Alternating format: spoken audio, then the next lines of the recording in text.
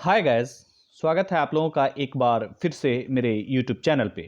यहाँ पे आज हम लोग प्रीवियस ईयर क्वेश्चन आंसर की सीरीज में देखेंगे ज्योग्राफी 2015 का क्वेश्चन आंसर। यह आपके आने वाले बिहार बोर्ड इंटरमीडिएट के लिए काफ़ी ज़्यादा लाभदायक साबित हो सकता है, इसलिए इसके हर एक क्वेश्चन को आप लोग एग्जाम से पहले अच्छे से याद कर लेंगे। तो चलिए शुरू करते हैं आज का ये सेशन और देखते हैं पहला क्वेश्चन। किस पर्वत पर ऊटी पर्यटक केंद्र अवस्थित है? ऊटी जो कि लोग घूमने के लिए बहुत जाते हैं, वही जगह है। चलिए ऑप्शन देखते हैं। ए अरावली, बी नीलगिरी, सी सतपुड़ा और डी विंध्य। तो इसका राइट आंसर हो जाएगा बी नीलगिरी, जो कि तमिलनाडु के नीलगिरी जिला में है। ये नीलगिरी पहाड़ पे अवस्थित है ऊटी। चलिए आगे बढ़ते हैं और देखते हैं 2 नंबर क्वेश्चन। किस नगरीय क्षेत्र में प्रवासी जनसंख्या का अंश सर्वाधिक है? प्रवासी जनसंख्या वो है जो किसी उद्देश्य से रोजगार के लिए या पढ़ाई के लिए अपने जगह को छोड़ करके जाकर के दूसरी जगह बस जाए, उसे प्रवासी कहते हैं। ऑप्शन देखते हैं। ए मुंबई, बी दिल्ली, सी चेन्नई और डी कोलकाता। तो इसका राइट आंसर हो जाएगा ए मुंबई में सबसे ज़्यादा जनसंख्या प्रवास नगरीय क्षेत्र में करता है। आगे बढ़ते हैं और देखते हैं 3 नंबर क्वेश्चन। जल अभाव वाले क्षेत्र में किस प्रकार की बस्तियां पाई जाती हैं? जहां पे जल कम हो, जैसे कि राजस्थान के क्षेत्र में जहां पे मरुस्थल है, वहां पे पानी बहुत मुश्किल से मिलता है, वैसे क्षेत्रों में। ऑप्शन देखते हैं। ए पल्ली, बी परकीर्ण, सी गुच्छित और डी इनमें से कोई नहीं। तो इसका राइट आंसर हो जाएगा सी गुच्छित। जल अभाव वाले क्षेत्र में बस्तियां जो होती हैं वो गुच्छित होती हैं, काफ़ी सघन होती हैं, एक दूसरे से सट सट के घर वहाँ पे बनी होती हैं। चलिए आगे बढ़ते हैं और देखते हैं 4 नंबर क्वेश्चन। खरीफ फसल की कृषि ऋतु क्या है? ऑप्शन देखते हैं। अक्टूबर से मार्च तक, बी अप्रैल से जून तक, सी सितंबर से जनवरी तक और डी जून से सितंबर तक। तो इसका राइट आंसर हो जाएगा डी जून से सितंबर तक खरीफ फसल की ऋतु होती है। यानी खरीफ फसल जो बोया जाता है और काटा जाता है, उस बीच की ड्यूरेशन जो है वो जून से सितंबर है। चलिए आगे बढ़ते हैं और देखते हैं 5 नंबर क्वेश्चन। ब्राजील के कॉफी बागान को क्या कहा जाता है? ऑप्शन देखते हैं। ए फेजेंडा, बी एजेंडा, सी मिल्पा और डी लदांग। तो इसका राइट आंसर हो जाएगा ए फेजेंडा कहा जाता है ब्राजील के कॉफी बागान को। आगे बढ़ते हैं और देखते हैं 6 नंबर क्वेश्चन। बिस्कुट उद्योग किस प्रकार के उद्योग से संबंधित है? ऑप्शन देखते हैं। ए कुटीर उद्योग, बी उपभोक्ता उद्योग, सी वृहत और डी प्राथमिक। तो इसका राइट आंसर हो जाएगा बी उपभोक्ता। बिस्कुट उद्योग किस उद्योग से संबंधित है? उपभोक्ता उद्योग से। चलिए आगे बढ़ते हैं और देखते हैं 7 नंबर क्वेश्चन। वाहन स्रोतीकरण सहायक है किसमें? ऑप्शन देखते हैं। ए दक्षता सुधारने में, बी कीमतों को घटाने में, सी विकासशील देशों में रोजगार बढ़ाने में और डी इनमें सभी। तो इसका राइट आंसर हो जाएगा ए दक्षता सुधारने में वाहन स्रोतीकरण सहायक है। वाहन स्रोतीकरण को इंग्लिश में आउटसोर्सिंग कहते हैं। कंपनियों में अक्सर देखा जाता है कि बाहर से दक्ष लोगों को बुला करके ट्रेनिंग दिलवाया जाता है अपने कंपनी वर्करों को, ताकि ये लोग भी दक्ष हो जाए। चलिए आगे बढ़ते हैं और देखते हैं 8 नंबर क्वेश्चन। बालाघाट मैंगनीज क्षेत्र किस राज्य में स्थित है? ऑप्शन देखते हैं। ए मध्य प्रदेश, बी छत्तीसगढ़, सी उड़ीसा और डी झारखंड। तो इसका राइट आंसर हो जाएगा ए मध्य प्रदेश। बालाघाट मैंगनीज क्षेत्र जो है वो मध्य प्रदेश में है। आगे बढ़ते हैं और देखते हैं 9 नंबर क्वेश्चन। 9 नंबर क्वेश्चन कहता है मणिपाल सॉफ्टवेयर तकनीकी पार्क कहाँ है? ऑप्शन देखते हैं। ए सिक्किम में है, बी कर्नाटक में है, सी आंध्र प्रदेश में है और डी तमिलनाडु में है। तो इसका राइट आंसर हो जाएगा बी कर्नाटक में है। मणिपाल सॉफ्टवेयर तकनीकी पार्क कहाँ है? कर्नाटक में। आगे बढ़ते हैं और देखते हैं 10 नंबर क्वेश्चन। नव निश्चयवाद से संबंधित कौन है? यह क्वेश्चन काफ़ी ज़्यादा रिपीट हो रहा है, आपके एग्जाम में आने के चांस ज़्यादा हैं। ऑप्शन देखते हैं। ए ब्लास, बी हमवोल्ट, सी रैटजेल और डी टेलर। तो इसका राइट आंसर हो जाएगा डी टेलर जो है वो नव निश्चयवाद से संबंधित है।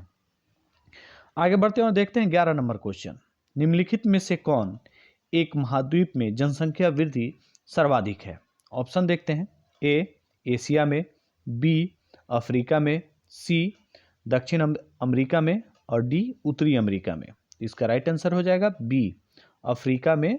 अफ्रीका महादेश जो है उसकी जनसंख्या वृद्धि बहुत तेजी से हो रही है। यह क्वेश्चन भी रिपीट हो रहा है बार बार, इसलिए आप लोग इसको अच्छे से याद रखेंगे। चलिए आगे बढ़ते हैं और देखते हैं 12 नंबर क्वेश्चन।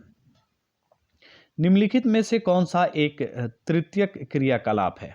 ऑप्शन देखते हैं। ए आखेट, बी मछली पकड़ना, सी कृषि और डी व्यापार।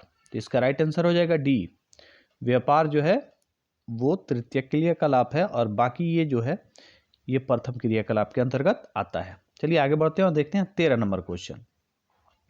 निम्नलिखित में वह कौन सा एक सबसे सस्ता परिवहन साधन है जो भारी सामान और लंबी दूरी के लिए प्रयुक्त किया जाता है?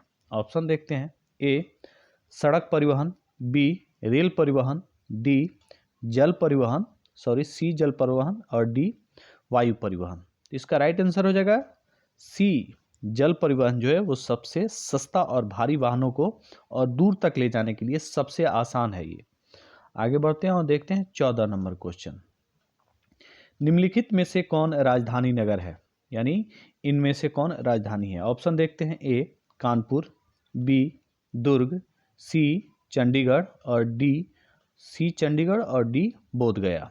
इसका राइट आंसर हो जाएगा सी चंडीगढ़ जो है वो पंजाब हरियाणा की राजधानी है और चंडीगढ़ खुद की भी राजधानी है केंद्र शासित प्रदेश के तौर पे देखा जाए तो। आगे बढ़ते हैं और देखते हैं 15 नंबर क्वेश्चन। मानव भूगोल का जनक किसे कहा जाता है? ऑप्शन देखते हैं। ए स्ट्राबो, बी अटालमी, सी हैकेल और डी रैटजेल। तो इसका राइट आंसर हो जाएगा डी रैटजेल। मानव भूगोल के जनक किसे कहते हैं? रैटजेल को। आगे बढ़ते हैं और देखते हैं 16 नंबर क्वेश्चन। निम्नलिखित में से कौन सा एक लौह अयस्क नहीं है? ऑप्शन देखते हैं। ए एंथ्रासाइट, बी हेमाटाइट, सी लिमोनाइट और डी मैग्नाटाइट। तो इसका राइट आंसर हो जाएगा ए एंथ्रासाइट जो है वो कोयला का एक प्रकार है और ये सब लौह अयस्क है। आगे बढ़ते हैं और देखते हैं 17 नंबर क्वेश्चन।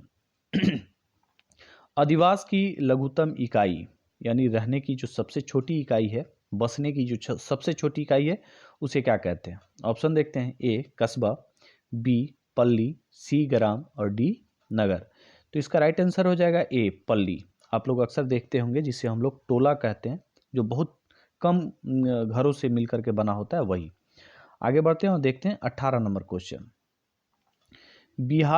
भारत के 4 महानगरों को जोड़ने वाली सड़क कौन सी है? यह क्वेश्चन भी रिपीट हो रहा है, आप लोग इसको अच्छे से देखेंगे। ए सीमांत मार्ग, बी ट्रांस मेट्रो सड़क, सी एक्सप्रेसवे और डी स्वर्णिम चतुर्भुज मार्ग।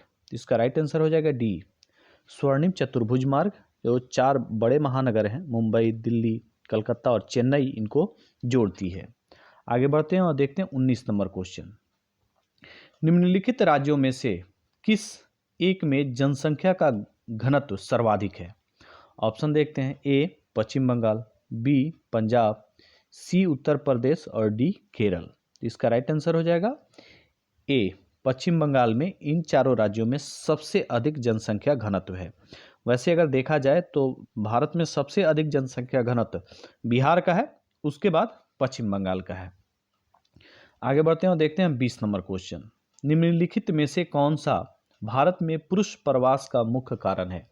यानी पुरुष अपना घर छोड़ करके बाहर क्यों जाते हैं?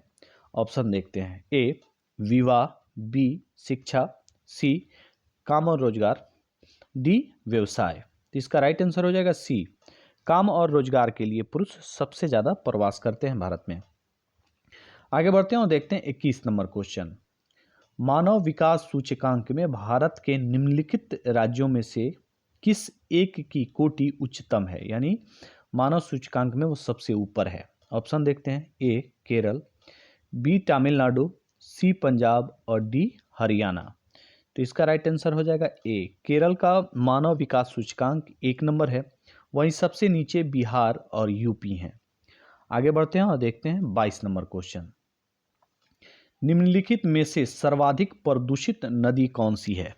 ऑप्शन देखते हैं। ए गोदावरी, बी ब्रह्मपुत्र, सी यमुना और डी सतलज। तो इसका राइट आंसर हो जाएगा सी, यमुना जो है इन चारों में सबसे ज़्यादा प्रदूषित नदी है। वहीं गंगा भी काफ़ी प्रदूषित नदी है। आगे बढ़ते हैं और देखते हैं 23 नंबर क्वेश्चन। दो देशों के मध्य व्यापार कहलाता है, यानी दो देश आपस में जब व्यापार करते हैं तो वो कैसा व्यापार होता है? ऑप्शन देखते हैं।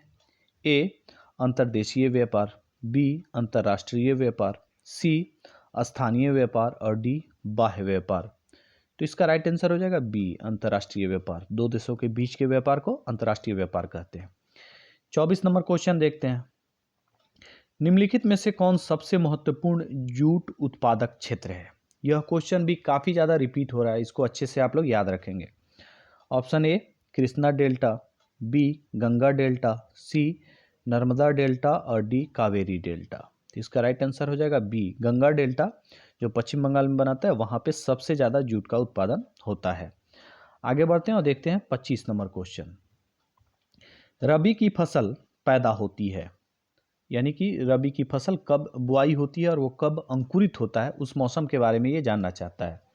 ऑप्शन ए शीत ऋतु में, बी वर्षा ऋतु में, सी ग्रीष्म ऋतु में और डी सभी ऋतु में। इसका राइट आंसर हो जाएगा ए शीत ऋतु में। रबी की फसल कब पैदा होती है? शीत ऋतु में। आगे बढ़ते हैं और देखते हैं 26 नंबर क्वेश्चन। निम्नलिखित में से कौन एक ऊर्जा का गैर परंपरागत स्रोत है? ऑप्शन देखते हैं। ए कोयला, बी खनिज तेल, सी जल विद्युत और डी सौर ऊर्जा। तो इसका राइट आंसर सी और डी दोनों हो जाएगा। सौर ऊर्जा और जल विद्युत दोनों अपरंपरागत गैर परंपरागत स्रोत है ऊर्जा के। आगे बढ़ते हैं और देखते हैं 27 नंबर क्वेश्चन। निम्नलिखित में से कौन सा नगर नदी के तट पर अवस्थित नहीं है? ऑप्शन देखते हैं। ए पटना, बी आगरा, सी भोपाल और डी कोलकाता। तो इसका राइट आंसर इसमें कोई नहीं है। चारों जो नगर हैं वो नदी के किनारे ही बसे हैं। जैसे कि आप लोग जानते हैं, पटना गंगा के किनारे बसा है, आगरा यमुना के, भोपाल बेतवा के और कोलकाता जो है वो हुगली के किनारे बसा हुआ है। चलिए आगे बढ़ते हैं और देखते हैं 28 नंबर, जो आज के लिए अंतिम क्वेश्चन होगा। निम्नलिखित में से कौन सा राज्य नरोरा नाभिकीय ऊर्जा संयंत्र से संबंधित है? ऑप्शन देखते हैं। ए तमिलनाडु, बी उत्तर प्रदेश, सी महाराष्ट्र और डी केरल। तो इसका राइट आंसर हो जाएगा बी उत्तर प्रदेश में नरोरा नाभिकीय ऊर्जा संयंत्र बैठा हुआ है। यह बुंदेलखंड जिला में है। तो इन्हीं क्वेश्चन के साथ आज का ये सेशन समाप्त होता है। लेकिन जाने से पहले मैं हर रोज़ की तरह आप लोगों से रिक्वेस्ट करूंगा कि अगर ये वीडियो अच्छा लगा हो तो इसे एक लाइक ज़रूर दें, अपने दोस्तों में शेयर करें और अभी तक आपने मेरे चैनल को सब्सक्राइब नहीं किया है तो काइंडली सब्सक्राइब कर दें। मिलते हैं हम लोग नेक्स्ट वीडियो में, तब तक के लिए थैंक यू।